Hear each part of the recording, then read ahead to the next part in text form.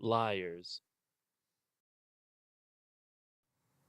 There once was a guy living in our neighborhood named Jimmy. He got picked on a lot for being a confident and funny guy.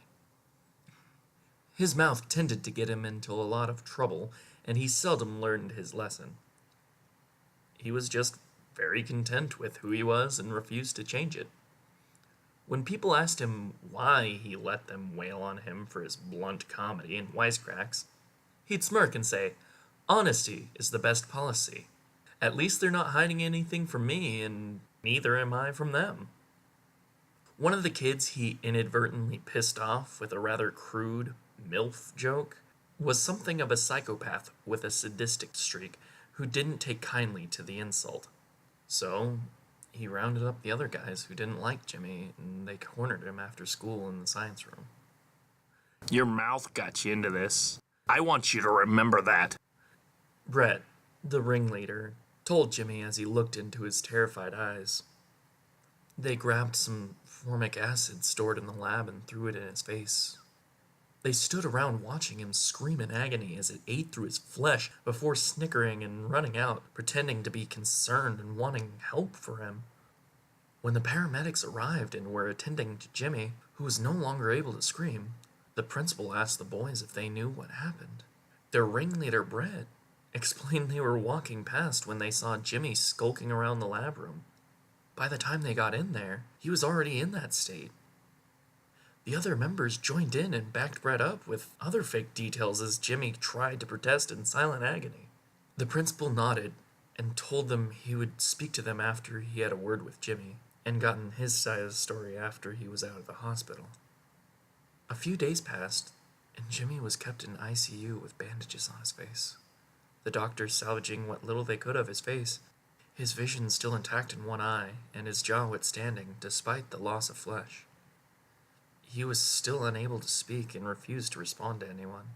He just sat there, eyes unblinking and staring at the ceiling, bloodshot and filled with animosity. When he was discharged sometime later, he wouldn't respond to anyone with anything other than the word "liars." His social life gone, unable to smile or even crack a joke anymore. He secluded himself in his room and began planning. Sick, vindictive thoughts started appearing in his mind. He would get them all one by one, decimate them, slice them, burn them. He waited patiently until the group would be vulnerable. Late at night, when they said their goodbyes and went home separately, that's when he would strike. That weekend, Brett received a package in the mail. Curiously, he opened it to find a VHS tape with the words, "For you," etched crudely onto the front. He put it in and played it. It was a crudely recorded home video by an unknown cameraman who didn't speak at all for the duration of the film. It began with the camera pointing at the date on the newspaper. It was yesterday. As he zoomed out, you could see it was in a basement, a single flickering light bulb hanging above and casting an uncomfortable scene. By the time he'd completely zoomed out, it was apparent this was no normal video.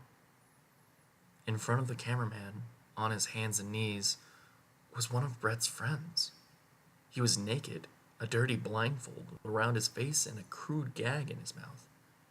He was covered in blood, horrific burns, lacerations, and wounds. One particularly large one on his back stood out that almost looked like a word. The cameraman, with gloved hands, took the gag out of the crying boy's mouth, and immediately he begged to go home. "Please, please let me go, man. I did what you wanted. Oh God, Jesse, Mike, Keith, you made me fucking butcher them. I just want to go home, man. Please. I'm sorry, guys. I'm so sorry." He just kept repeating it over and over, rocking back and forth as he did so. Brett's legs began to shake, and he felt the bile rise in his stomach. He could see the burned, mangled bodies in the background. Bodies of his friends. All of them have markings on their body, deep, large cuts, The cameraman reached out for the boy's chin and lifted it up, encouraging him to stand. He did so obediently as he was slowly led to a door off-screen, whimpering. Brett can see what's been cut into his friend's back now. It's the word, liar. The camera cuts out temporarily. When it restarts again, they're no longer inside. They're instead out in the cold snow on the outskirts of the woods, and it doesn't appear to be the original man holding the camera anymore. It's Brett's friend. He's whimpering and shivering as he holds the camera in place for 30 seconds, pointing at some trees in the distance, hearing footsteps draw ever nearer. Where are you, man? You said I could go, man! You said I could go! The boy is screaming and crying, frightened out of his mind as the sound of crunching snow draws nearer from seemingly every angle. It stops.